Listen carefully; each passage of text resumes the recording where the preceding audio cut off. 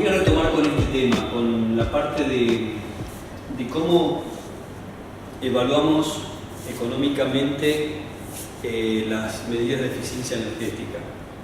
A no ser que tenga alguna pregunta sobre los temas anteriores, retomamos con esto. Bueno,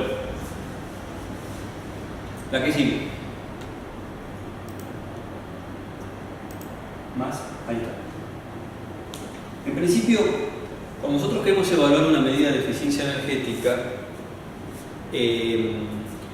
lo que estoy haciendo es evaluar alternativas. Estoy comparando la alternativa A contra una alternativa B, una versión ineficiente contra una versión eficiente. Entonces, en realidad, para hacer una evaluación correcta, lo que debo hacer es hacer la evaluación del costo total a lo largo de la vida útil. Esto es, de alguna manera, incluir el costo inicial de compra de las alternativas distintas versus, y agregarle a ese costo inicial de compra lo que es el costo de operación y mantenimiento, que básicamente tiene que ver con el costo de la energía.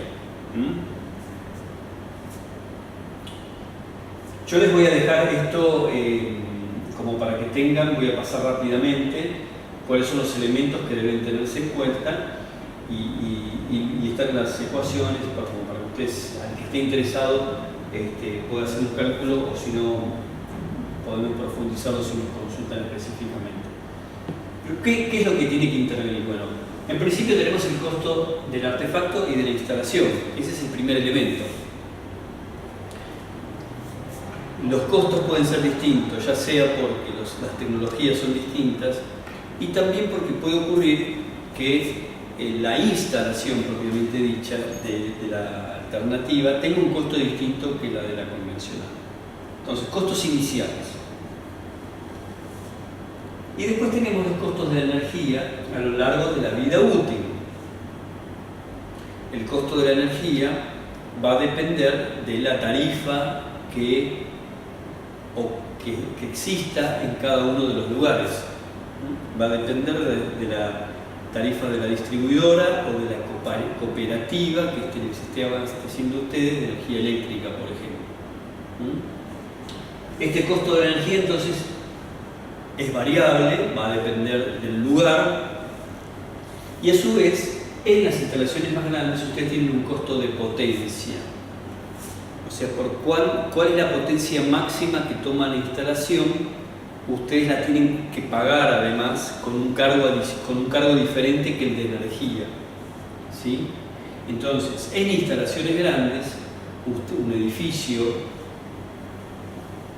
que puede ser un hospital, puede ser una universidad, lo que fuera, un edificio de oficinas grandes, ustedes están pagando estos dos cargos y los tienen que tener en cuenta en el cómputo económico de la instalación.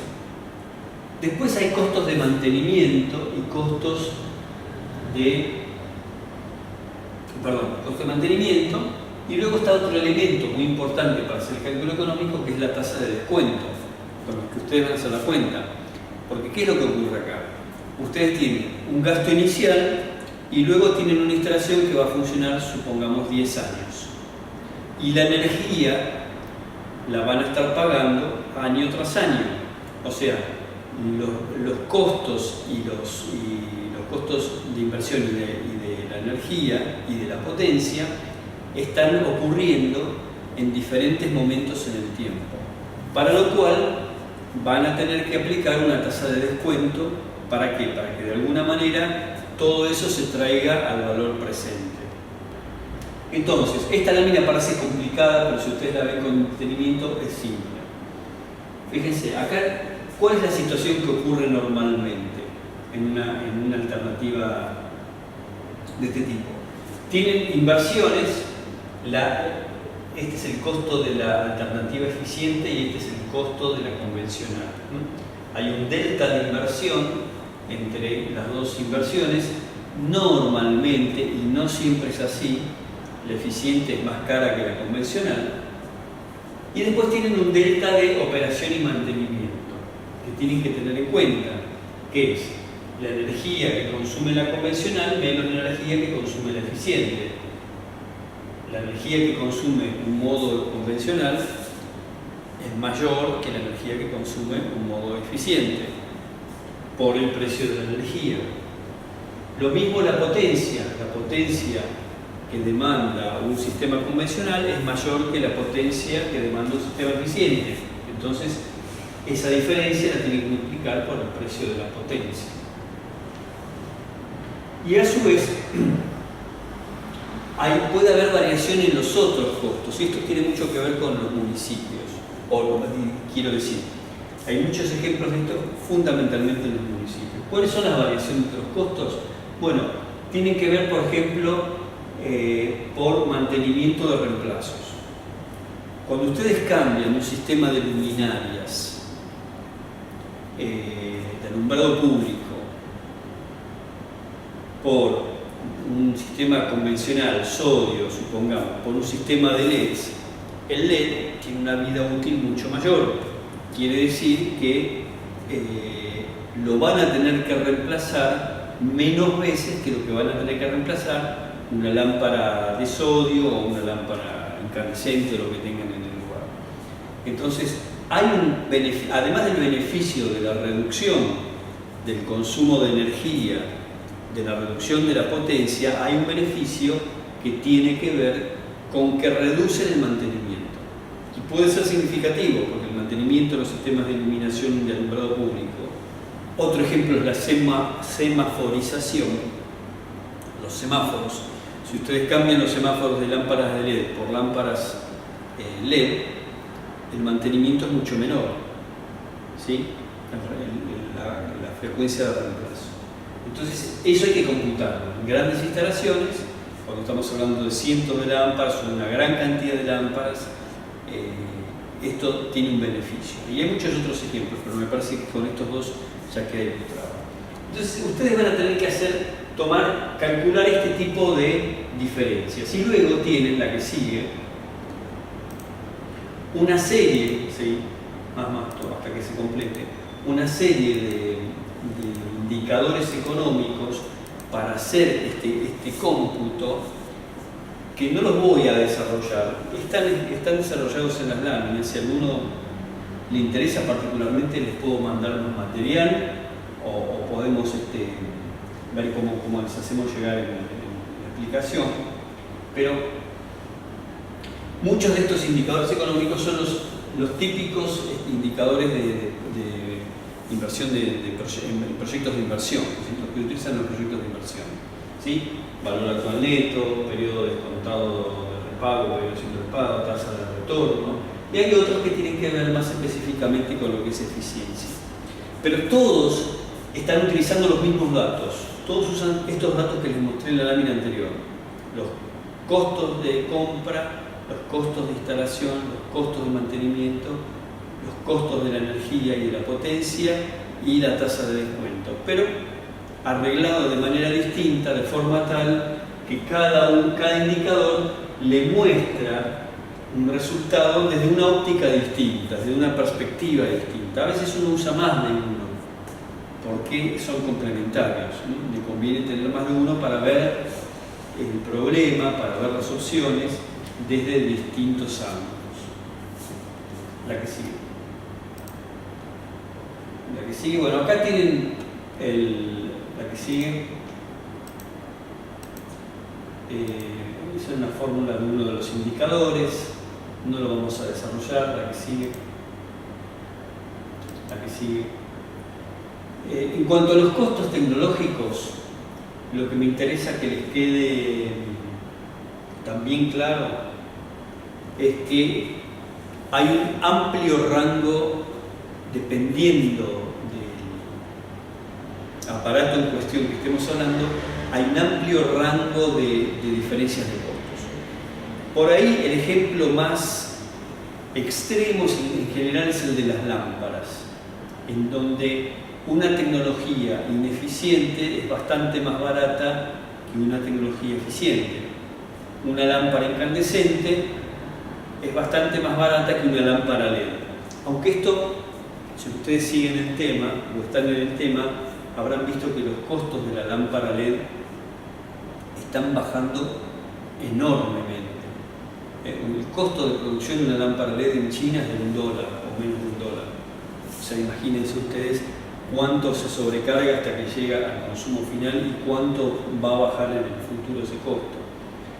Pero podemos decir que en este momento una halógena vale 30, 40 pesos y una LED, dependiendo de dónde la compren, puede valer 100 pesos, 120 pesos, 3, 4 veces más. Ahora, cuando ustedes aplican el cálculo económico, hacen un cálculo económico sobre estas opciones, van a ver que la lámpara LED es mucho más económica que la lámpara incandescente. ¿Por qué? Porque en la vida útil de una lámpara LED ustedes tienen que comprar varias lámparas incandescentes. Una lámpara incandescente tiene una vida útil de 1000, 1500 horas, una halógena, y una lámpara LED tiene una vida útil de 15.000 horas, en sus versiones más económicas. Hay lámparas LED que viven 50.000 horas. Pero una lámpara común que vemos ahora en el mercado dura 15.000 horas, o sea, 10 veces más que una lámpara incandescente. Por lo tanto, si uno hace el costo a lo largo de la vida útil, vemos que la lámpara LED nos sale mucho más económica que una lámpara incandescente. Ahora, en el caso de un motor eléctrico, el sobrecosto de un motor eléctrico eficiente no es 4 o 5 veces más que un motor ineficiente, sino que es un 30% más o menos. No hay tanta diferencia. La que sigue. Acá tienen casos, bueno, ejemplos de lámparas, la que sigue, de costos de lámparas. Acá tenemos un ejemplo de costos de heladeras, que si bien en datos viejos sigue ocurriendo, si ustedes grafican el costo de una heladera eficiente, grafican los costos de las heladeras en función de su eficiencia, vemos que, y su consumo, y el costo por litro de la heladera, vemos que hay una especie de nube de puntos. En general, no hay una correlación muy clara entre la eficiencia de una heladera y la eficiencia de una más eficiente y una menos eficiente. El costo en estos productos está dado más fuertemente por la marca, por el tipo de terminación que tiene, por los aditamentos, por si tienen aquellos de plástico o metálico, bueno, y otros accesorios, pero no tanto por la eficiencia. La que sigue. Otra. Bueno, y acá tenemos ejemplos de costos de compra y de operación hechos el año pasado. Tienen casi un año. No llegan, porque fueron hechos en julio, si no me equivoco, del año pasado. Como en este momento todos sabemos que estamos frente a una evolución de las tarifas muy rápida, no tengo hecho las últimas cuentas, pero el año pasado, donde ya había habido algunos ajustes de tarifas, podemos ver algunos números que son interesantes. Fíjense, acá estamos comparando termotanques, estos dos termotanques y calefones. Están ordenados, ¿no? De manera de costo total decreciente. Fíjense, el costo de compra de los equipos es esta barrita, lo que nos cuesta, el costo de inversión es este. Lo más claro. El costo de la energía, o sea, de operación y mantenimiento a lo largo de la vida útil, es todo esto. Fíjense cuántas veces más que el costo de compra. Es un costo oculto que nosotros no vemos cuando lo compramos, pero que lo vamos a pagar en el futuro en cómodas cuotas. ¿Sí? Entonces miren ustedes, primero, el termotanque como concepto, y esto es algo que se está hablando mucho en estos días en los periódicos y en las radios, con este tema del gas y de las tarifas, el termotanque es un equipo bastante más ineficiente que un calefón. Entonces, convendría comprar calefones porque consumen mucho menos gas. Miren el costo total de un termotanque ineficiente, el costo total de un termotanque eficiente, el costo total de un calefón ineficiente y el costo total de un calefón eficiente. La que sigue, este calefón eficiente Este calefón eficiente es un calefón sin piloto. Alguien mencionó los pilotos. Esto es importante, es lo mismo que les vengo diciendo antes, pero ahora con un ejemplo concreto. Es muy importante tener evaluado qué productos hay en el mercado. Yo no traje la lámina acá, pero les voy a pasar un dato que tiene que ver con esto. Existe una página web que se llama top10argentina.org. top10argentina, todo junto.org, que es una página que administra la Fundación Vida Silvestre. Yo trabajo ahí también, además de la Facultad de Ingeniería. Y lo que hacemos en esa página es mostrar los productos eficientes del mercado. O sea, les decimos, bueno, en heladeras, en calefones, en acondicionadores de aire, en lavarropas, cuáles son las marcas y los modelos más eficientes del mercado. O sea, tienen nombre y apellido. Ustedes los pueden identificar y hasta pueden saber dónde comprarlos y qué precio tienen y otras características. Es una manera de ayudar al consumidor a que sepa elegir los productos eficientes. Los productos ineficientes no están. Todos los calefones que están en esa página son calefones sin piloto. Esto es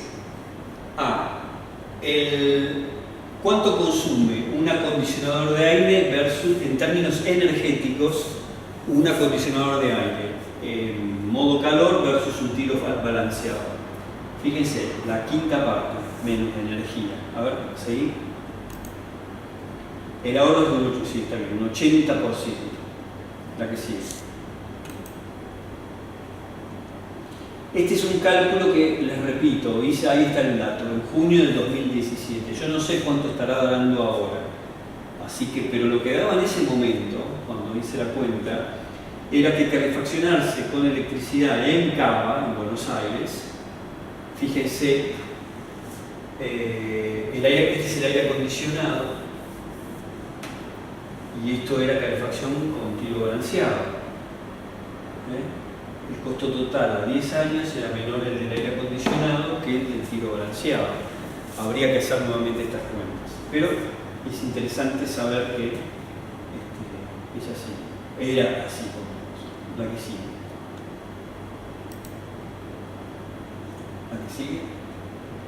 Acá tienen la comparación entre lámparas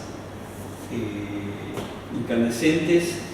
Esto es bajo consumo, fluorescente compacta, quiere decir que el LED consume un 90% menos que una lámpara incandescente. Mucha diferencia de consumo, es enorme.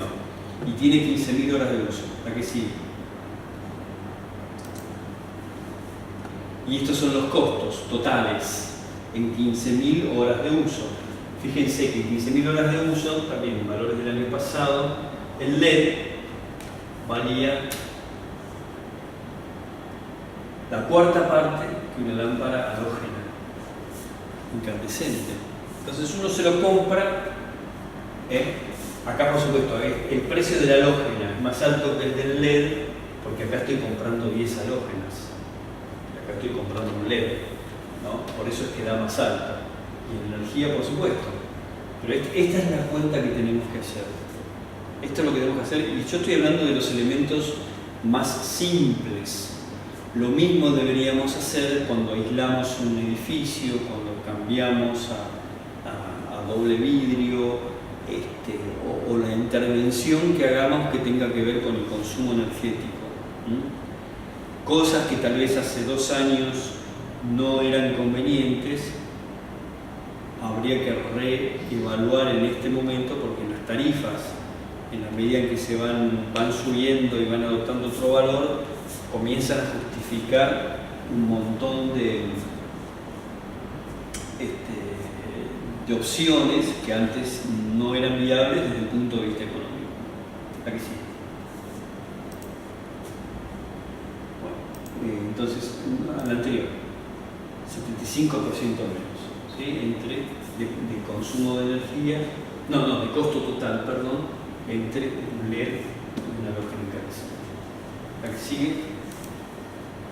Bueno, esto voy a hablar otro día, creo que más adelante. La que sigue. La que sigue. La que sigue. Bueno, esto no lo voy a decir. Les voy a dejar acá quedó mal, pero no importa. Les voy a dejar este concepto, que me parece interesante. Es el concepto de suficiencia. Yo no sé si alguno de ustedes lo conoce, el concepto de suficiencia. ¿No han escuchado alguna vez? ¿Alguien que responda? Ahí fui. No. Bueno, por lo menos uno no lo conoce. Carlos, ¿Alguien lo conoce? Carlos. Bueno. Ahí. Básicamente lo que quiere decir este concepto tiene que ver con lo siguiente. Tiene que ver con cuánta energía. A ver, voy a empezar por otro lado.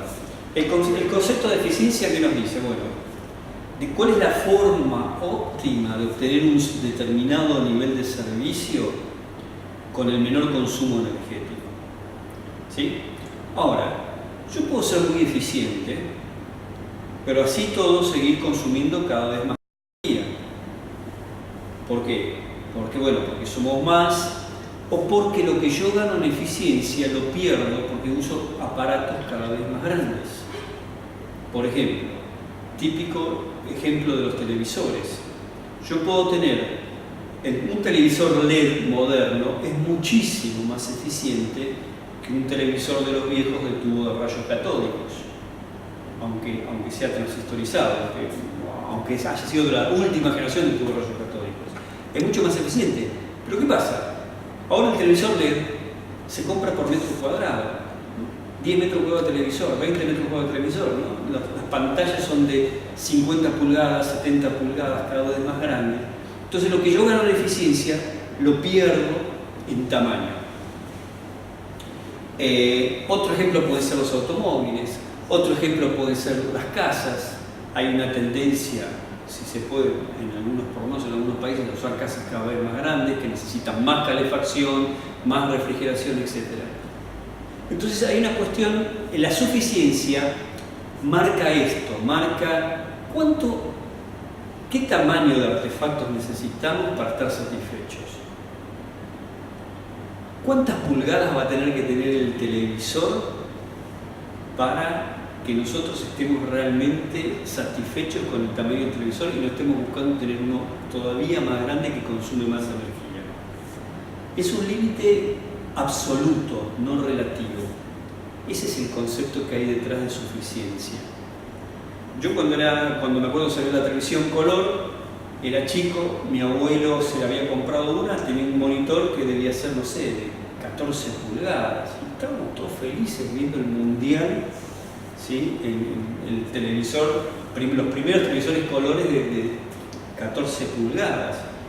Ahora el televisor tiene 40 pulgadas, un televisor estándar, 32, 40, ¿no? Y siguen creciendo. Entonces hay políticas que empiezan a desarrollarse en el mundo para tratar ya de ponerle un límite en términos absolutos. Es un concepto que está avanzando en el mundo, sobre todo en Europa, que son un poco más progresistas, y que además tiene una componente como filosófica, ¿no? de cuestionamiento propio. Bueno, a ver, ¿qué estamos haciendo? ¿Por qué tenemos que consumir cada vez más y resulta que no alcanza? Y además es que estamos teniendo un impacto ambiental gigantesco. ¿Sí? Eso es suficiencia.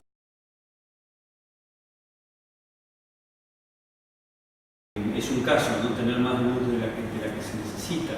Existe también un cuestionamiento a los niveles de iluminación, hay una revisión de los niveles de iluminación establecidos por la ley, los niveles que son muy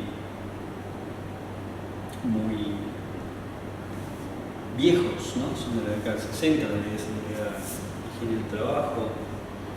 Realmente son temas muy amplios, ¿no?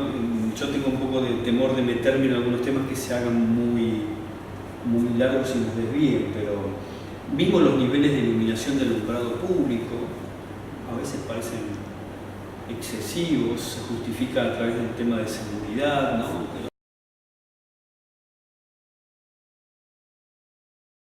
Ese estudio está hecho y lo hemos hecho acá en la facultad Y suponiendo que, voy a contestar acá a Silvana, ¿no? Que es cofónico, suponiendo que nosotros comparemos el gas que se utiliza en un tiro balanceado, toda la cadena de gas, versus la cadena de gas que surgiría de meter ese gas en la mejor tecnología que tenemos para transformar gas en electricidad, que se llama ciclo combinado.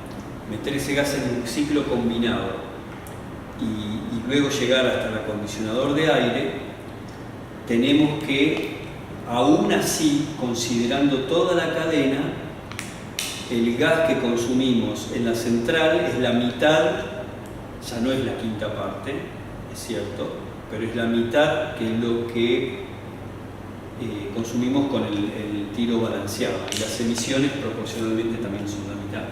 Entonces, realmente en el futuro nos vamos a tener que calefaccionar con bombas de calor. Y además una cuestión más, no tenemos que pensar que vamos a usar gas, también en el futuro tenemos que pensar que la matriz eléctrica se va a ir volviendo cada vez menos dependiente del gas. De hecho, en los planes energéticos de la Argentina, al 2030, la proporción térmica va disminuyendo porque empiezan a poner más renovables. Entonces, bueno, esto se sigue manteniendo. Vamos a entrar en otro tema, ¿sí? A no ser que haya más dudas de lo que acabamos de hablar, voy a entrar en otro tema que tiene que ver con cómo hacemos nosotros las estimaciones de consumo y los relevamientos en las instalaciones.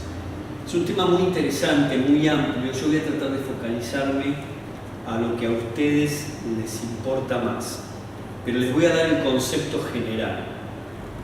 Imagínense, yo tengo que, por ejemplo, yo quiero saber cuánta energía consumen las heladeras en el sector residencial de la Argentina o de alguna de las ciudades donde viven ustedes, de Buenos Aires o de Neuquén o de Córdoba, de donde estén ustedes. ¿Cómo hago para saber eso? Yo no puedo poner un medidor de energía en cada una de las heladeras. Estimamos que más o menos en Argentina hay 11 millones de heladeras funcionando en este momento. Es imposible poner 11 millones de medidores. Entonces, frente a esta pregunta, como frente a cuánto consumen los televisores o cuánto consumen las estufas, bueno, no puedo poner un medidor en cada aparato, ¿sí? Sino que lo que tengo que hacer es buscar alguna forma indirecta de estudiar o de estimar el consumo. No tengo manera de saberlo precisamente, pero puedo estimarlo. Y hay un montón de opciones para estimarlo, ¿sí? Yo voy a tratar de pasar rápidamente por eso y les repito, voy a detenerme un poco más en aquellas que me parece que pueden ser más útiles para ustedes. Entonces la que sigue. Básicamente, ¿qué es lo que nos interesa saber? ¿Dónde están los consumos? O sea, ¿en qué usos finales consumo más energía? Vamos al sector residencial, que es más fácil por ahí de ver. ¿Dónde consumo más energía? ¿En la heladera? ¿En la plancha? ¿En la iluminación? ¿En el acondicionador de aire? ¿Cómo resuelvo esa pregunta? No es fácil, no es trivial la respuesta. Entonces, para eso hay que empezar a hacer una serie de estudios que en Argentina hay lamentablemente muy pocos, y en otros países del mundo se hacen más. ¿Para qué quiero saber eso? Para saber si yo quiero hacer dónde podría llegar a ahorrar. Y si tengo que hacer políticas energéticas del lado de la demanda, ¿a dónde le pongo el acento? ¿Dónde pongo el foco de mi política? Lo mismo a nivel nacional. Imaginemos que estoy en el sector eléctrico. ¿Qué aparato eléctrico es el que consume más electricidad en Argentina? ¿Alguien tiene la respuesta? En todos los sectores, ¿no? Bueno, no aparece nadie. aparentemente, digamos, las estimaciones dicen que igual que en otras partes del mundo, el artefacto que más electricidad consume en el país es el motor eléctrico industrial. La mayor cantidad de electricidad que producimos en Argentina va a parar a motores eléctricos industriales. En segundo término, la iluminación, en términos generales, iluminación comercial y pública, residencial, alumbrado público, y en tercer término, las heladeras. Esto está cambiando muy rápidamente, porque están cambiando las tecnologías, pero hasta hace unos años era así.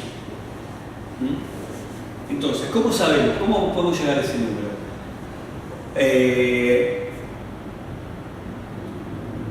Podemos cambiar el universo que estudio. En vez de preguntarnos para toda la Argentina, me lo puedo preguntar para la provincia de Entre Ríos.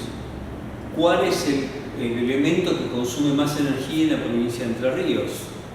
O puedo preguntarme para algo más focalizado, ¿cuál es el artefacto que más energía consume en la ciudad de Paraná?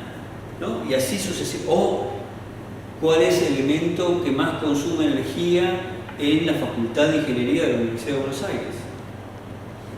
Bueno, yo puedo cambiar la escala de análisis. Bueno, ¿cuáles son las formas? La que sigue. Tenemos dos formas, así conceptualmente. Tenemos métodos que llamamos top-down, o sea, desde la cima hacia abajo, y tenemos otros métodos que se llaman bottom-up, o sea, desde abajo hacia arriba. ¿Sí? ¿Qué son los métodos top-down? Los métodos top-down son métodos, como dicen, que toman valores agregados, ¿sí? Valores genéricos, y de alguna manera transforman ese valor genérico en algo desagregado. Eso es un método top-down. Normalmente se basan en, por ejemplo, datos de facturación, ventas de productos, venderas, ventas de acondicionadores de aire, grandes números. Son métodos que son fáciles, son métodos rápidos de evaluar, de ejecutar, donde la información se obtiene de una manera relativamente fácil, si existe. Porque un problema que tenemos en Argentina es que tenemos muy poca información sobre estas cosas y tienen como desventaja que son algo inexactos. Pero no importa, porque lo que nos importa es tener una idea del orden, de magnitud. Y después tenemos los métodos bottom-up, que son métodos que, como el nombre dice, van de abajo hacia arriba. Entonces, ¿qué hacen los métodos bottom-up? Son métodos que van al campo en general, van a la instalación, van al edificio, van a la residencia, van a la industria y con mediciones, con distintos tipos de modelos o de simulaciones, permiten sacar una conclusión más amplia. Entonces, ¿qué pasa con los métodos bottom-up? Son métodos, como ventajas, la ventaja que tienen son métodos un poco más exactos, ¿sí? Son más exactos. Como desventaja tienen que son más caros y que tardan más tiempo en realizarse y evaluarse, ¿sí? La que sigue. ¿Alguna duda sobre esto? Bueno, esto ya lo dije, voy a pasar algunas cosas rápidamente. Las fuentes de información de los métodos top-down son básicamente ventas de energía eléctrica, gas natural, combustibles, venta de equipos, niveles de saturación. Cuando hablamos de niveles de saturación estoy queriendo decir, por ejemplo, cuántos equipos hay en promedio por residencia. A ver, un ejemplo.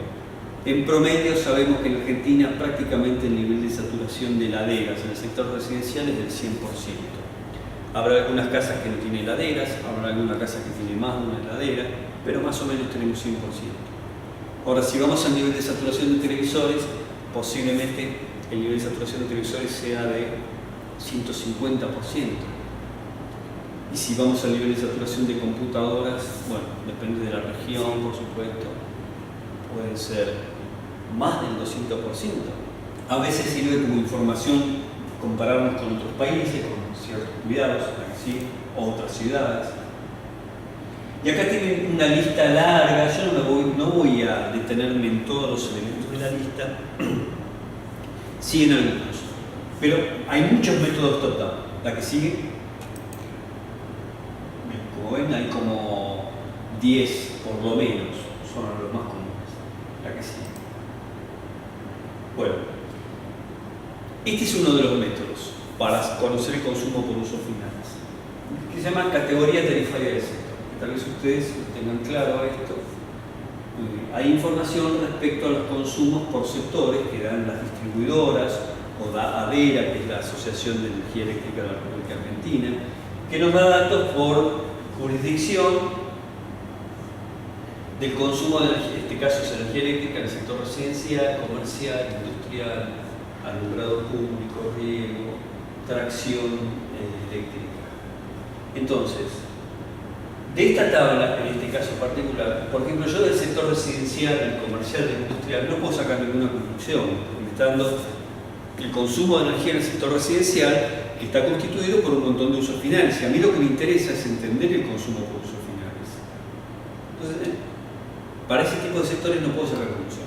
Ahora, cuando me habla de alumbrado público, acá sí tengo un uso final muy preciso. Es luz. Son lámparas de alumbrado público. Como tienen una categoría tarifaria especial, como están medidos o estimados de otra manera, esta información aparece separada. O sea, acá puedo sacar un uso final. O riego agrícola, bueno, bombas. Tengo otro uso final. O tracción, motores de tracción en transporte público eléctrico. ¿Sí? Entonces, esta es una forma.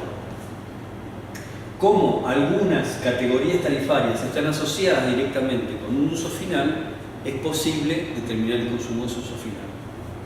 No así, repito, en sectores como el industrial, donde tengo muchos usos finales eléctricos que no puedo separar a partir del valor agregado. Yo, como dije, no me voy a detener en todos los formatos y las opciones. Hay opciones que tienen que ver con distintos usos finales. No todos los usos finales se pueden calcular o estimar de la misma manera. Cada uso final tiene una forma particular de estimarse. Algún método puede servir para más de un uso final, pero otros no. Este es un caso de cálculo de motores eléctricos, de cuánto consumimos en motores eléctricos en la Argentina. Es bastante difícil hacer esta estimación. Entre otras cosas, repito, porque no tenemos datos en Argentina, lamentablemente, sobre ventas o sobre importaciones, o si los tenemos están mal clasificados, o sea, no están clasificados por tamaño, entonces se complica. ¿Verdad que sí? Bueno, este método, que hay una fórmula, es un producto entre varios elementos que son el número de lámparas vendidas, la potencia de las lámparas y la vida en hora de la lámpara, que es un dato de fabricación aproximado que tiene que ver con la tecnología.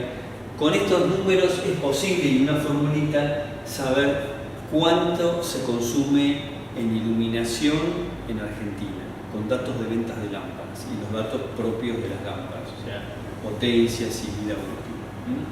La que sigue.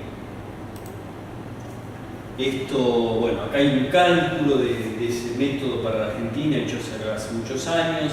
Se han hecho algunos cálculos más nuevos, hace pocos años, hace 3, 4 años hubo cálculos más nuevos. Daba y sigue dando entre un 20 y un 25% de la energía eléctrica que se consume en el país va a parar a lámparas, a iluminación. La que sigue. Bueno, todo esto es el mismo método top-down que tiene que ver con lámparas. Lo que daba en ese momento en que se hizo este análisis es que la mayor parte era incandescente, de la energía que se consumía. No, ahora no es válido, pero la metodología sí es válida. Aquí sigue. Acá hay otro método. Todo eso era iluminación, es básicamente lo mismo, además que mostraba algunas gráficas de resultados que no es importante tenerlas. Acá hay otro método que es el número de artefactos por el consumo unitario. En algunos casos, uno puede tener una idea de cuánto consume un artefacto a lo largo del año. Entonces, simplemente multiplicando la cantidad de artefactos por el consumo de ese artefacto, saca el consumo total. Hay dos casos típicos en este caso, son las heladeras, los lavarropas, los televisores. Uno puede tener una aproximación por este método. Las heladeras nosotros sabemos más o menos, sobre todo actualmente, cuánto consume un modelo a lo largo del año aproximadamente, porque se las ensaya. Hay una norma de ensayo de heladeras que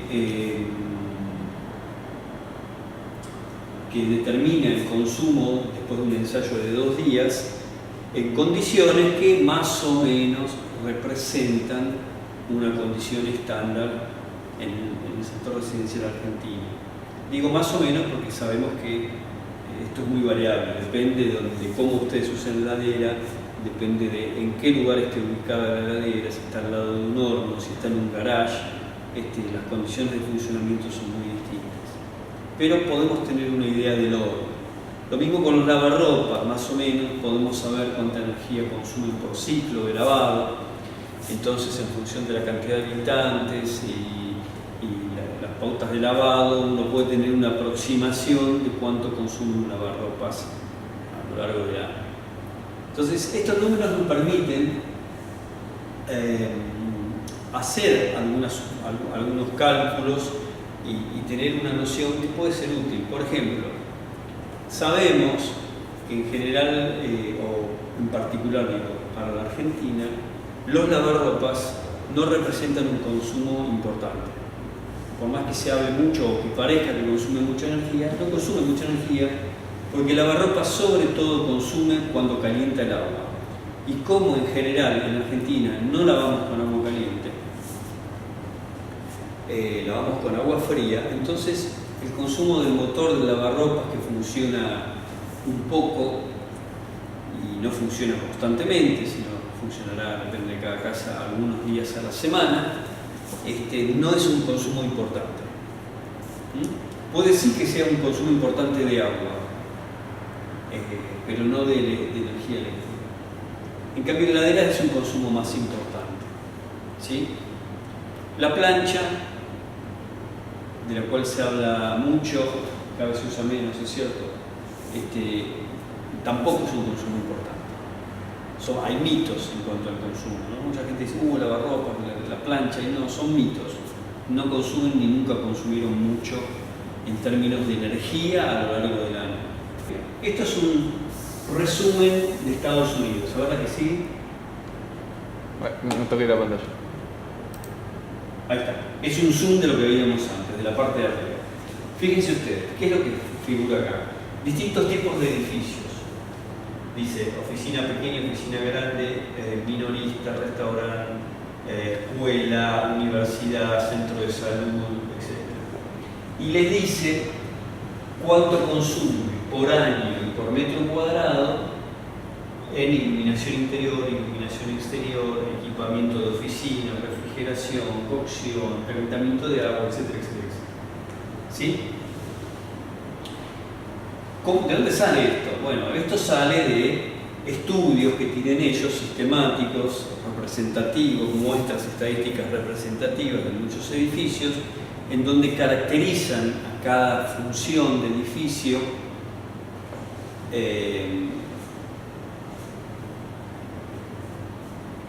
caracterizan el consumo de los distintos usos finales.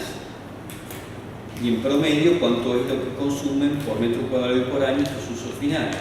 De manera tal que, si yo estoy en la misma región geográfica, porque esto está hecho por regiones geográficas, estoy en la misma región geográfica y tengo este estudio hecho por esta región, y soy un municipio, por ejemplo, y soy un municipio que tiene tantas escuelas de tanta superficie, y tantos hospitales, y tantos edificios administrativos, etcétera, etcétera, aplicando esta tabla con los metros cuadrados, puedo saber cuál es el uso final que tiene más peso dentro de mi universo de estudio. ¿Está claro? Por supuesto, esto puede funcionar, es una aproximación, recuerden, es un método top-down, pero puede funcionar cuando tengo un estudio por detrás que de alguna manera me avala que estos son datos válidos. En Argentina no tenemos estos estudios hechos, a no ser que usted me diga que sí existen, pero en principio yo no los conozco, y a lo sumo lo que tenemos son unos pocos casos en algunos usos finales. En algún caso puede ser que se lleve algún estudio un poco más detallado, pero bueno, la información no está sistematizada, pero esto es una buena opción. ¿La que sigue?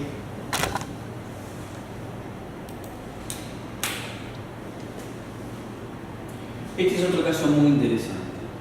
Fíjense, este es un estudio final. Existen usos finales que son dependientes del clima. Este es otro método top-down. Entonces yo, en estos usos finales dependientes del clima, que marcan una diferencia muy importante en las facturaciones, por ejemplo, yo puedo hacer una estimación de ese uso final a partir de ver la variación en la factura. Miren, esto es una residencia, esto es una casa que tenía calefacción eléctrica.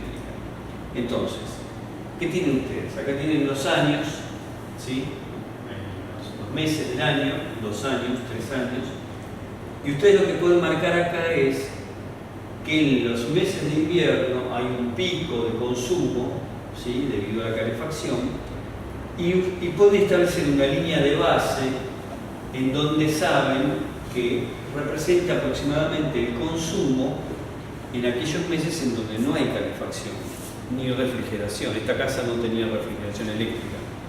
Entonces, con esta línea de base ustedes pueden, por diferencia, sacar cuál es el consumo en calefacción, de alguna manera discriminar de manera aproximada el consumo en calefacción.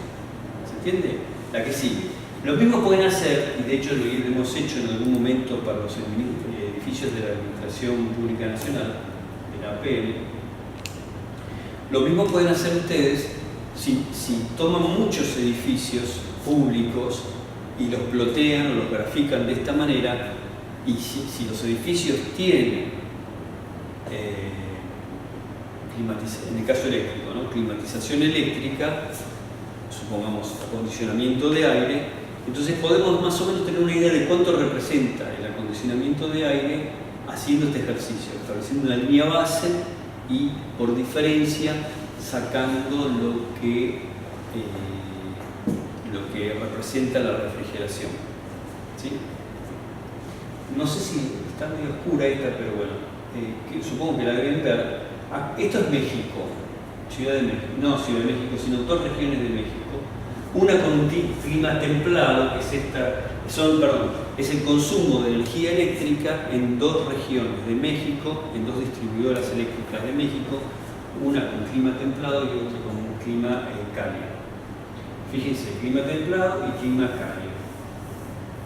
Lo que ven acá es que pueden establecer en el clima cálido una línea de base por acá y decir que lo que está por arriba aproximadamente representa lo que es el funcionamiento del aire acondicionado, del acondicionamiento de aire eléctrico en ese clima.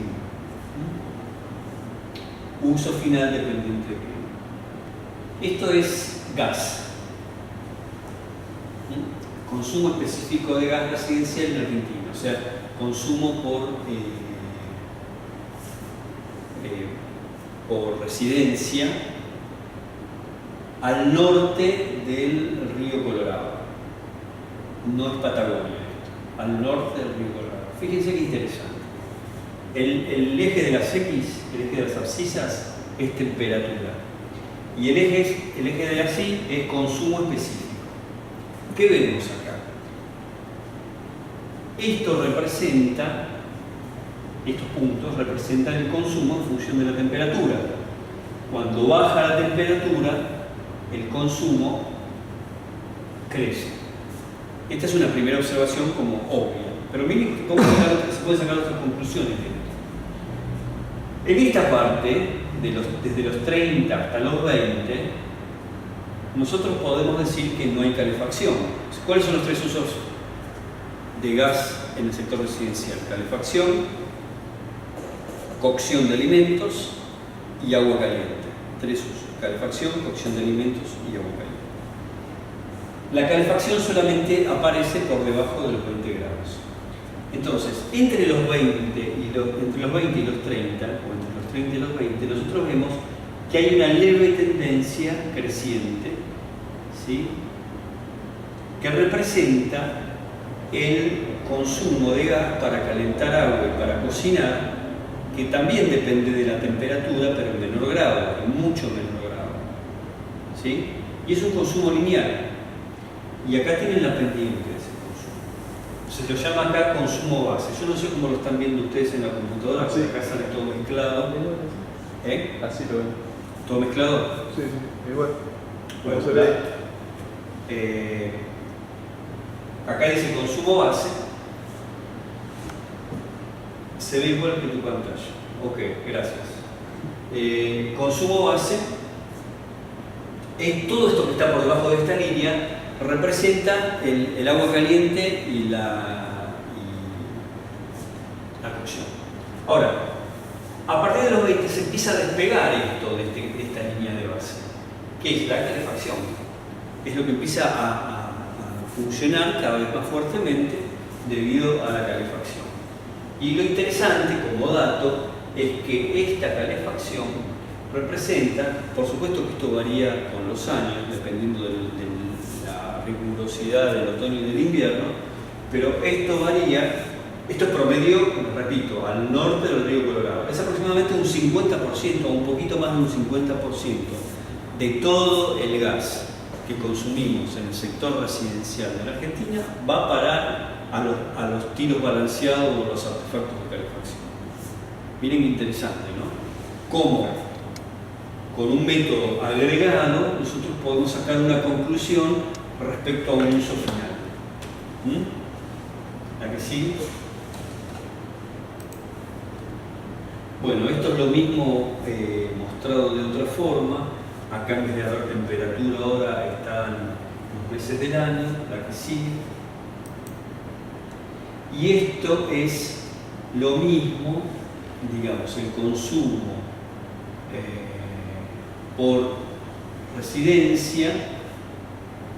También acá tenemos temperatura, pero ahora está discriminado al norte del río Colorado con el sur del río Colorado. ¿Ah? Y fíjense qué interesante. Al sur del río Colorado el consumo es mucho mayor. ¿Por qué? ¿Por qué explican ustedes que el consumo al sur del río Colorado es mayor que al norte del río Colorado?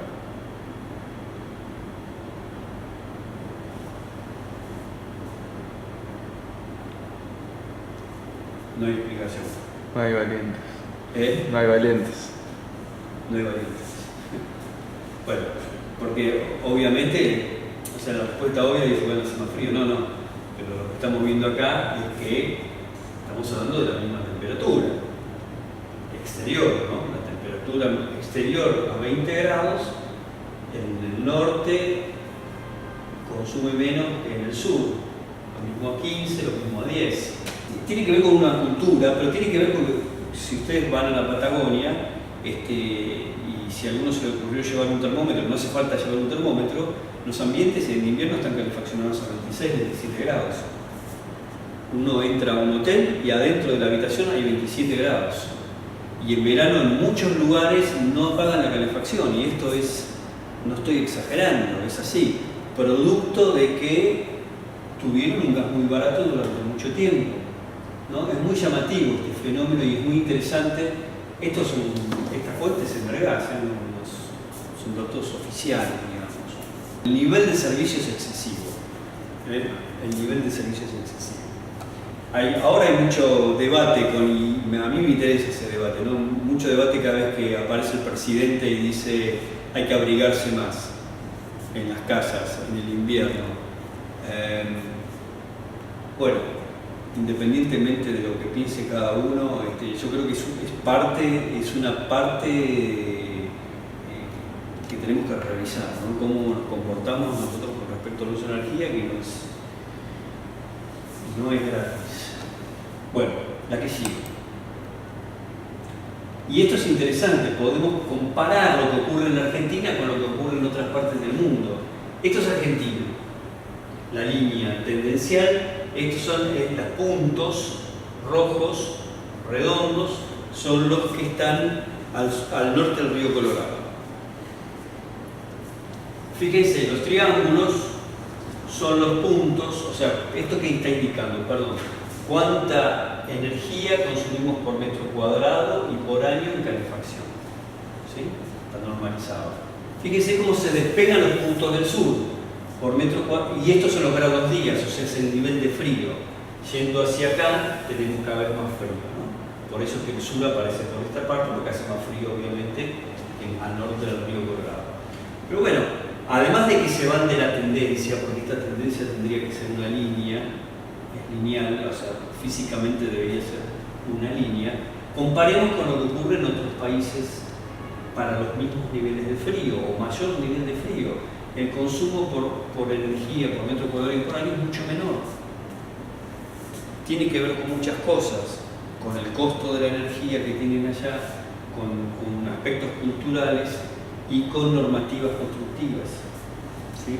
Todos esos elementos hacen que, fíjense la diferencia que hay en el consumo. Consumen prácticamente lo mismo que nosotros en la ciudad de Buenos Aires. Bien, la que sigue.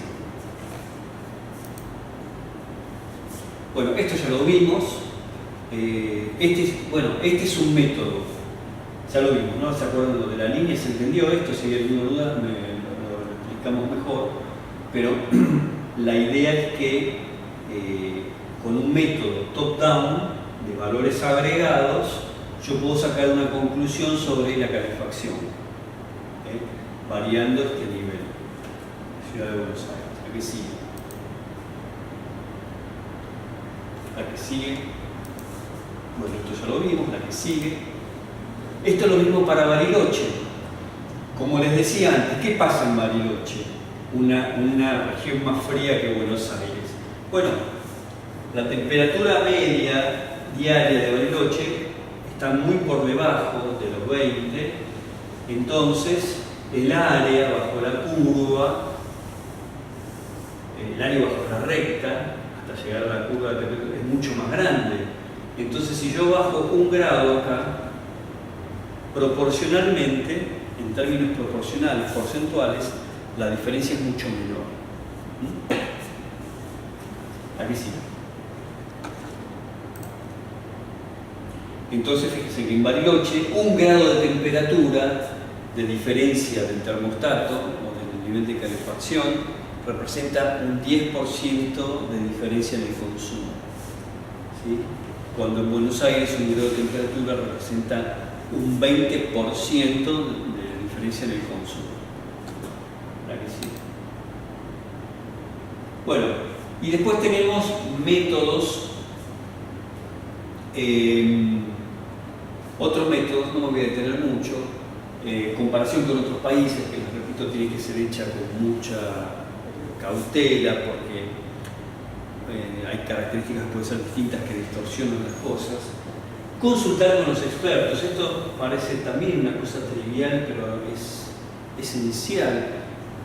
Cuando ustedes hacen auditorías, van a un edificio, sobre todo en una instalación grande, y van a relevar y ver qué es lo que está pasando y tratar de entender cómo es el consumo, lo primero que tienen que hacer es conectarse, contactarse y amigarse con quienes usan las instalaciones, con quienes las mantienen, ¿sí? Con quienes están todo el día en el edificio, porque ellos tienen una información de experiencia, de tal vez de años de trabajo, de estar en ese edificio, que a ustedes, si van a hacer el relevamiento, les va a llevar mucho tiempo detectar.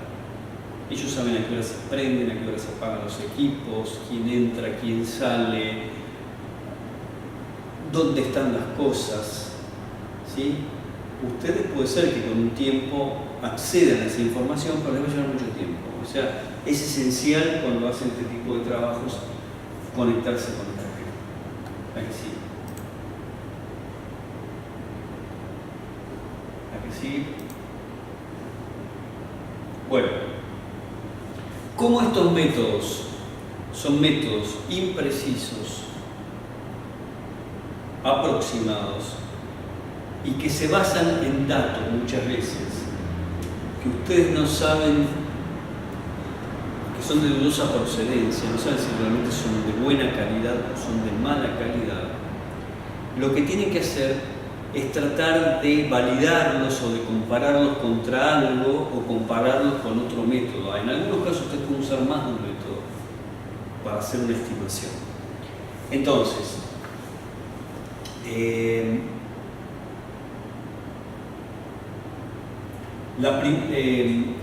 uno de los elementos de contraste más importantes que hay y esenciales, diría yo, es la facturación. Si ustedes hacen una estimación del consumo por usos finales en una instalación y suman todo, o tienen un solo elemento, y ese elemento, vamos a suponer que estamos en el sector residencial, si yo estimo que la heladera consume tanta energía y lo comparo contra la facturación de la casa y me da el doble que la facturación de la casa, cometí un error. Entonces es fundamental, cuando hacen este tipo de estudios, contar con la facturación de las instalaciones, 1 año o 2 años, lo cual no es un dato menor. No es fácil de conseguir en muchos casos. Si es una residencia, sí, pero ustedes que trabajan en municipalidades, bueno, no sé, depende del tamaño de la municipalidad en donde estén, pero nosotros hemos hecho estudios en la ciudad de Buenos Aires, en Cava, y hemos hecho estudios por la Administración Pública Nacional. Uno de los principales problemas que hay es acceder a las facturas. La factura no es un elemento de estudio, es un elemento que se paga casi en forma automática. Y les repito, en Ciudad de Buenos Aires, en un estudio que hicimos hace algunos años, costó mucho identificar dónde estaban, nadie sabía dónde estaban las facturas. Ni siquiera se sabe a veces, ni siquiera por lo menos en estos lugares grandes, en los municipios grandes, no hay un catastro claro de cuáles son los edificios que pertenecen a la ciudad. O a nivel nacional, cuáles son los edificios que pertenecen a la Administración Pública Nacional. Estoy hablando de hace unos años atrás, no mucho, 10 años atrás, no se sabía. Entonces, como elemento elemental ordenatorio, y esto lo van a ir viendo a lo largo del curso, hay que ordenar los papeles, hay que ordenar los números y hay que tener a alguien que se encargue, un administrador energético, llámenlo, puede tener distintos nombres, nosotros lo llamamos administrador energético, alguien que sea responsable del tema energético en el ámbito del cual estamos hablando. ¿Sí?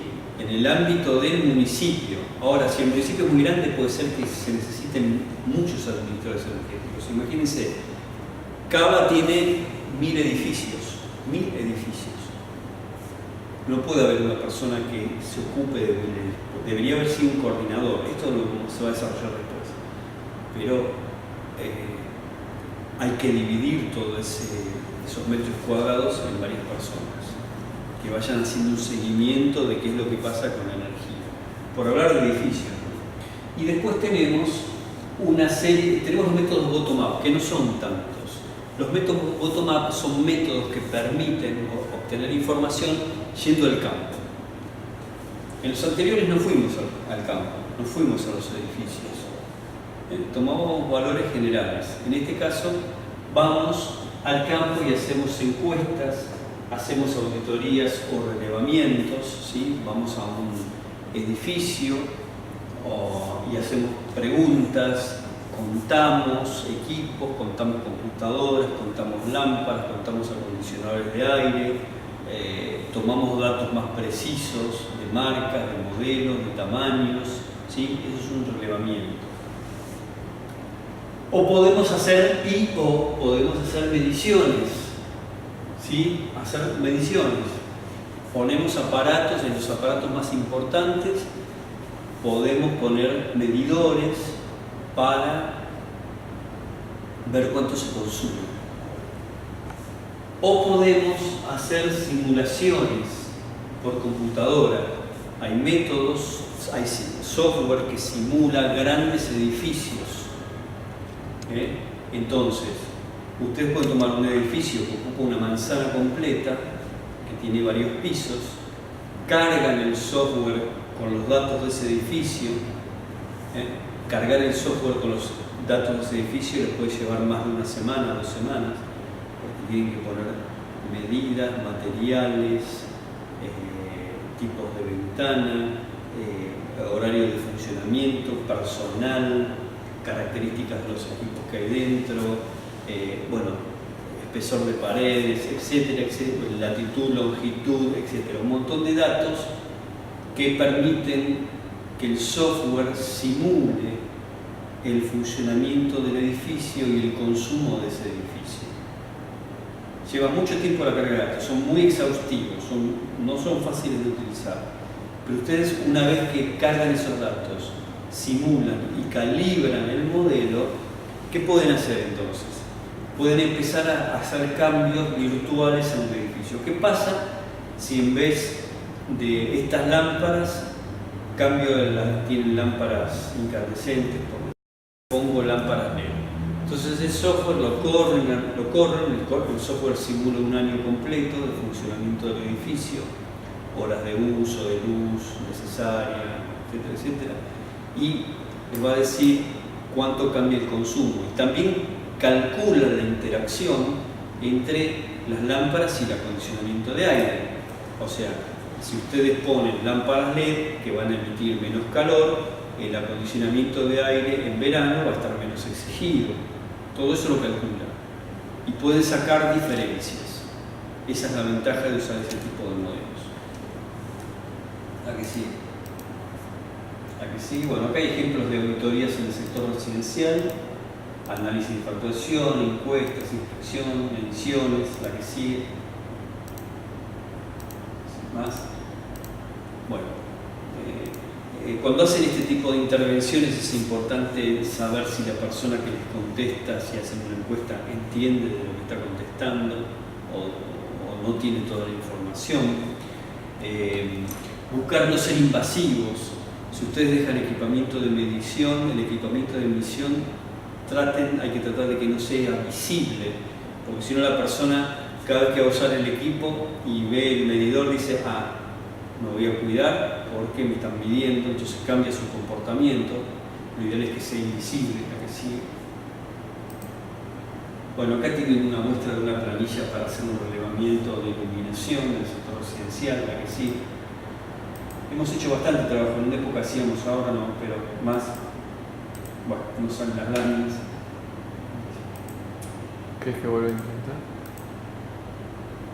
No, no importa, es básicamente lo que muestran esas curvas, muestran curvas de comparación de mediciones de iluminación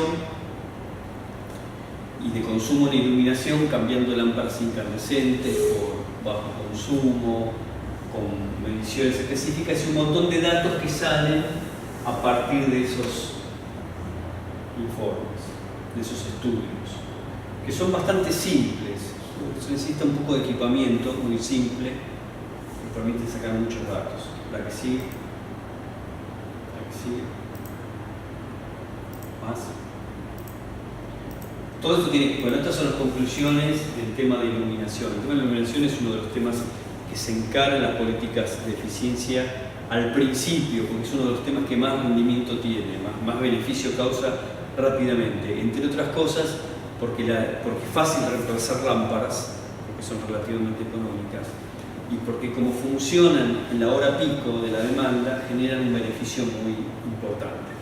Cuando uno hace una auditoría en edificios puede tener distintos niveles de intervención, la que sigue. En las auditorías más completas generalmente hay más de un profesional haciendo la auditoría. En las que son más completas, en general hay un especialista en electricidad, hay un arquitecto o arquitecta y hay un especialista en mecánico, en equipos de acondicionamiento de aire, en caldera, etc. Se necesita de todo esto porque las instalaciones pueden ser complejas y requieren de distintas especialidades. Hay un nivel, la que sigue, hay un nivel mínimo, bueno, no salió en una de las láminas, perdón. Hay un nivel mínimo que es un nivel inicial, que es simplemente acceder a las facturas y contar equipos y hacer un relevamiento rápido de la instalación y ver qué tipo de equipos tiene, si están bien cuidados, cómo son las lámparas, son viejas, son nuevas. Con eso, y viendo la facturación, ahí se puede sacar conclusiones, aunque parezca mentira, se pueden sacar unas cuantas conclusiones y hacer algunas recomendaciones. Hay un nivel intermedio en donde ustedes ponen un equipo en el tablero general eléctrico y algún otro equipo en una instalación más grande del edificio y permanecen más tiempo, ¿sí? Hacen una medición de una semana, por ejemplo. Y ahí ya tienen una idea más exacta de lo que está sucediendo. Ahora, hay un nivel más profundo, o el más exacto de todos, en donde uno va varias veces en el año al edificio, porque hay momentos claves del comportamiento del edificio que hay que caracterizar bien, que son el verano, el invierno, la parte más aguda del verano, la parte más cruda del invierno y alguna estación intermedia, como la primavera o el otoño. ¿Sí? Entonces repite el ejercicio en 3 veces y entiende bien lo que está pasando a lo largo de todo el año. La que sigue. Este es un edificio que auditamos en algún momento en la ciudad de Neuquén. Había 2 ministerios aquí.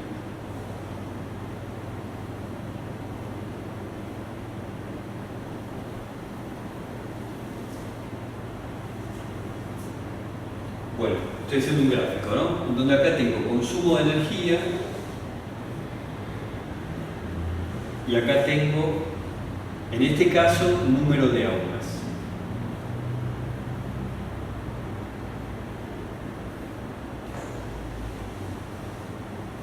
Bueno, espero que estén viendo bien. Y la curva que dibujaba tenía esta forma. ¿Qué es lo que me dice esto? Nuestra facultad tiene 50 aulas, la figura. Entonces, de las 50 aulas, si yo las ordeno de mayor a menor por consumo de energía eléctrica en iluminación, lo que tengo es una curva de este tipo, en donde vemos que 10 aulas, yo ahora no recuerdo exactamente los números, pero bueno, 10 aulas consumen más de la mitad, no sé, el 75% de la energía eléctrica en iluminación. ¿Qué quiero decir con esto? Si apoyo, ¿qué pasa? Nada. No pasa nada. ¿Qué quiero decir con esto? Que si yo tengo que hacer un trabajo de eficiencia, voy a empezar por otro lado, que la eficiencia está concentrada. La eficiencia, el potencial de ahorro, lo que yo puedo ahorrar por iluminación o por lo que quiera hacer, siempre está concentrado en algunos puntos.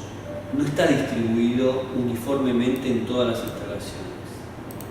Entonces, si yo quiero hacer eficiencia en la Facultad de Ingeniería en iluminación, no voy a cambiar los tubos de todas las aulas, o por lo menos no voy a empezar por ahí. Voy a identificar cuáles son estas 10 aulas que más energía consumen.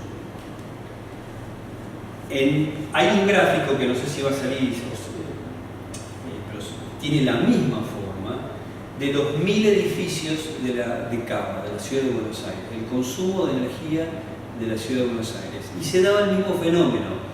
El gráfico era sobre 250 edificios. De 16 edificios de los 250 representaban la mitad del consumo. 16 edificios de los 250.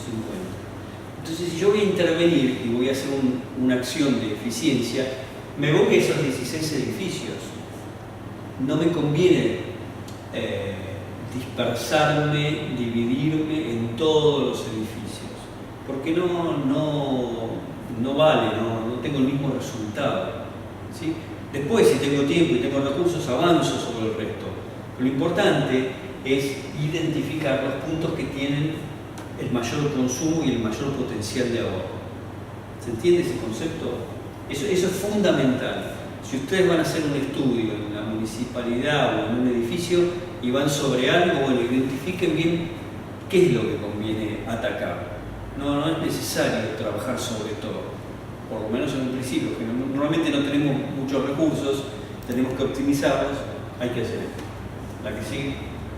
¿Sería como? Sí, exacto, es un diagrama de Pareto, exactamente. La que sigue. Bueno, y este es un ejemplo de distribución por usos finales de ese edificio torre de 11 pisos que vieron de la ciudad de Neuquén. Esto era la distribución por usos finales del edificio. Un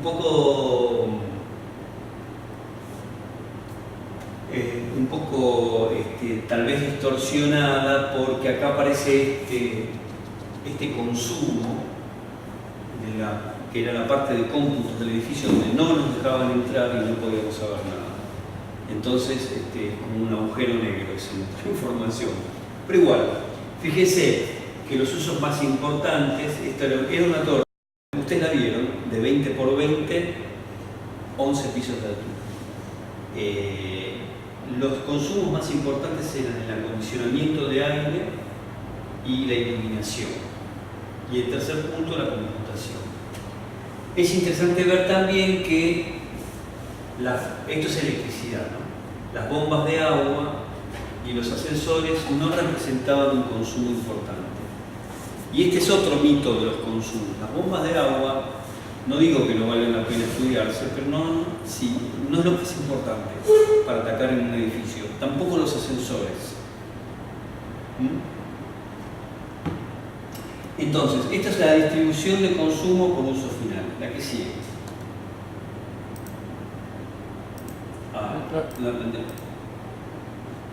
Bueno, estas de ese edificio fueron las medidas de ahorro que nosotros detectamos, las más simples. Fíjense, la mitad del ahorro, todo esto que acá dice, es esto, ¿no? Refrigeración. Todo este ahorro, este es todo el ahorro posible, el 47% de ese ahorro se podía lograr en el equipo de acondicionamiento de aire central. Tenía un sistema centralizado de aire acondicionado, ¿cuál era la medida en ese equipo? Apagarlo cuando se iba la gente. El horario de funcionamiento del edificio era de 7, tenían un horario en verano, nosotros fuimos en verano, tenían un horario de 7 a 15, creo que era el horario de trabajo. Tenían un horario, ese era el horario de trabajo. El equipo se encendía a las 5 de la mañana y se apagaba a las 10 de la noche u 11 de la noche. Trabajaba en forma absolutamente innecesaria, casi duplicaba el tiempo de trabajo, en forma innecesaria. ¿Por qué? Bueno, las respuestas que obtuvimos fueron: se encendía mucho antes para enfriar el edificio, 2 horas antes, no era necesario, en media hora el edificio se enfriaba. Otro mito, ¿no? Por la inercia térmica, etcétera, etcétera. Si ustedes miden y ven lo que pasa, no es necesario encenderlo con tanta anticipación. En segundo término, bueno, se dejaba hasta las 10 de la noche porque había ministros o había secretarios que iban recién a las 8 de la noche. Bueno, ahora, esos secretarios y esos ministros iban a una oficina, a 2 oficinas. Se mantenían 11 pisos refrigerados hasta las 10, 11 de la noche, porque se ocupaban 2 oficinas, que además tenían split, tenían equipos individuales de acondicionamiento de aire, ¿no? Entonces, estas son las cosas elementales que nosotros seguimos detectando cuando hacemos auditorías, aún ahora. La otra era apagar la iluminación. También la iluminación quedaba encendida y se apagaba muy tarde. Otra medida era cambiar los tubos T12 por T8. Esto ya es una medida que no va porque el tubo T12 ya no existe más. Pero en ese momento, que todavía existían, era una medida que no tenía costo, porque el tubo T12 valía lo mismo que el T8 y el T8 era mucho más, un 10% más eficiente que el tubo T12. Bueno, cosas muy simples, hay muchas cosas elementales muy simples que tienen. ¿Cuánto sale un timer para apagar un equipo de aire acondicionado y encenderlo? En este momento debe valer 200 pesos. ¿Sí? Bien. Ejemplos muy, parecen tontos, triviales, pero que marcan lo que... Bueno, y voy a terminar con esta parte, la parte instrumental de medición. No voy a hacer un desarrollo muy técnico, pero me interesa que vean algunas cosas, la que sigue. Para los que son eléctricos o tienen conocimiento, bueno, simplemente hay muchas formas de medir los aparatos, tradicionalmente con medidores de energía, con batímetros. A veces no hace falta medir energía, sino que lo que hace falta es medir tiempo. Y entonces podemos usar un artefacto que se llama horómetro, que es un artefacto mucho más económico, que mide horas. Por ejemplo, yo quiero saber cuánto consume una bomba de agua, no tengo que ponerle un medidor de energía a la bomba de agua. La bomba de agua siempre consume lo mismo mientras está funcionando. Entonces, yo conociendo la potencia de la bomba y poniendo un horómetro, contando las horas de funcionamiento, saco la energía. Energía es potencia por tiempo. Bien. Ahora, existen en el mercado ya desde hace muchos años, y sobre todo porque en otros países todo este tema de las auditorías de los edificios y de consumo de energía son políticas muy fuertes que se están desarrollando desde hace muchos años, desarrollados productos específicos para estas cosas. Entonces, hay aparatitos, a ver la que sigue. La que sigue. Esto es un horómetro. Este es un horómetro de luz.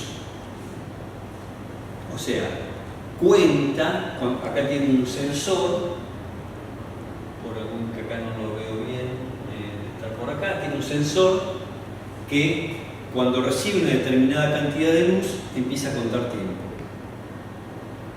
Cuando deja de recibirla, para. ¿Sí? Vuelve a recibir luz, sigue sumando. Acá, en este caso, marca 69,8 horas de funcionamiento. Y tiene para ajustar la sensibilidad de la luz, ¿no?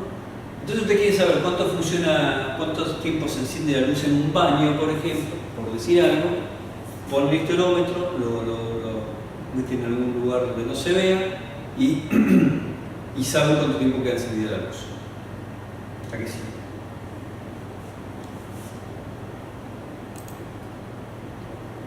Estos aparatitos son mejores todavía. Se llaman lighting lowers. ¿Sí? Estoy hablando de iluminación. Fíjense el tamaño que tiene, es una caja de fósforo más o menos, que es parecido al anterior, pero en este caso no cuenta horas, o sí cuenta horas, pero además de lo que hace el aparato es marca la fecha y la hora del momento en que se enciende la luz y marca la fecha y la hora en que se apaga. Entonces ustedes saben cuánto tiempo anduvo y en qué horario y en qué día. ¿Sí? Es mejor información, porque pueden sacar curvas de carga, pueden sacar muchas más conclusiones. Esto lo dejan el tiempo que quieran, graban una memoria y después pasan a la semana, a las 2 semanas, cuando quieran, y bajan la información en una computadora. Hay también en este momento equipos que son inalámbricos y que ni siquiera tienen que ir a bajar el dato. Así como está este para luz, hay aparatos que se activan. Una ventaja de esto es que, fíjense, esto se coloca acá. Se tiene un sensor y se coloca acá, en el aparato. No se metieron en el circuito eléctrico. Eso es una gran ventaja, porque meterse en el circuito eléctrico puede tener su complicación, y si ustedes son las personas que tienen que hacer el relevamiento, la auditoría, son los responsables de eso, si falla algo en la instalación, ustedes van a ser los culpables. Entonces, lo mejor es no meterse en el circuito eléctrico, por más que sean especialistas. Entonces, bueno, esto no necesita. Hay aparatos que funcionan midiendo campo magnético y otros atributos, en donde ustedes lo colocan al costado de un motor eléctrico, por ejemplo, de un equipo de aire acondicionado grande o de otro tipo de instalación, y el medidor y el logger, se llaman, es como esto, pero para captar campo magnético, detecta cuando el motor se enciende, porque genera un campo magnético. Entonces, sin meterse en la instalación eléctrica del motor, ustedes detectan que está encendido, a qué hora se encendió y cuándo se apagó. En muchos casos el motor eléctrico también, como es el caso de una bomba o de otros equipos, el motor siempre consume lo mismo. Entonces, sabiendo la potencia y sabiendo el tiempo de funcionamiento, ustedes sacan la energía y además en qué horario se produjo ese consumo. ¿Sí? Hay millones de aparatitos en este momento que hacen un montón de estos, que permiten hacer este tipo de auditoría, para ver cómo funcionan las heladeras en una casa, o bueno, para saber temperatura, humedad. Realmente hay mucho desarrollado. La que sigue. Si hay presencia de personas, la que sigue. La que sigue. Si hay presencia de personas, usted puede saber si la luz estuvo encendida con gente dentro o sin gente, ¿no? Pueden sacar muchísima información.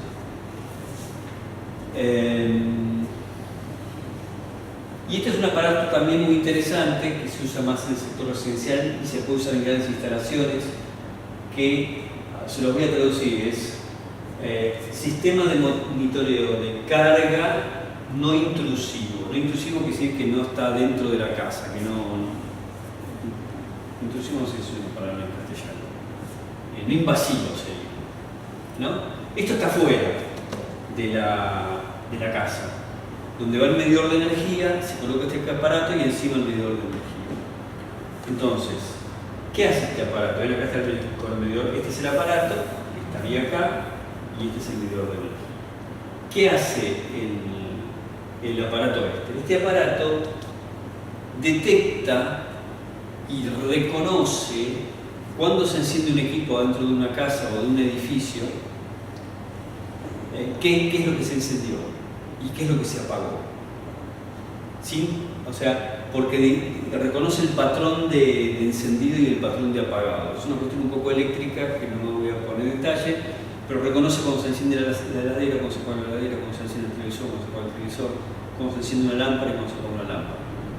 Entonces, al final del mes o del bimestre, esto les dice, bueno, durante este mes en esta casa la heladera consumió tanto, el televisor tanto, y esto estuvo fuera, no estuvo dentro, nadie lo vio, ni se enteraron, ¿sí?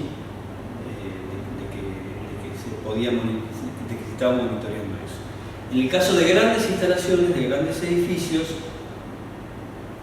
estos aparatos, imagínense, en un edificio grande, no pueden detectar las cosas pequeñas, detectan los grandes equipos. Entonces sí detectan cuando se enciende por ahí un ascensor o un equipo grande de aire acondicionado, etc., ¿no? Van pudiendo relevar ese tipo de información. A ver, creo que ahí termina, o no sé si sigue. Bueno, estamos bien. Bastante bien.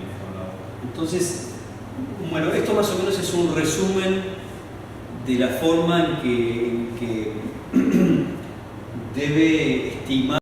La idea de todo esto es que hay que de alguna manera estimar los consumos. No es posible medir en general los consumos a todos ellos y hay que buscar formas de ir estimando. Tiene algo de arte todo esto, ¿no? Al principio, cuando ustedes empiezan a hacer auditorías, no saben bien por dónde empezar, o cuentan todo, o miran todo y anotan todo. Y después de un tiempo, cuando van desarrollando el tema, empiezan a saber a dónde hay que ir, y qué es lo importante y qué es lo que no es importante, ¿no? Y repito, para esto las personas que trabajen en estos temas tienen que dedicarse a esto. Hay que poner a alguien que se dedique, que lo estudie, que lo siga, que vaya desarrollando esta habilidad. Y les puedo asegurar que en los casos en que nosotros hemos hecho estimaciones de ahorros y cálculos y estas cosas, el sueldo de una persona que se dedique a esto se paga con creces en instalaciones grandes. O sea, vale la pena. No es un trabajo que debería ser alguien como algo adicional a lo que ya está haciendo. Tiene que haber una persona en instalaciones más grandes, o si estamos hablando de municipios completos, que se dedique a esto específicamente, o uno o más, depende de la magnitud. Y es una inversión, esto es lo importante. Más ahora todavía con los precios de los combustibles, de las tarifas, de gas, de electricidad, etc.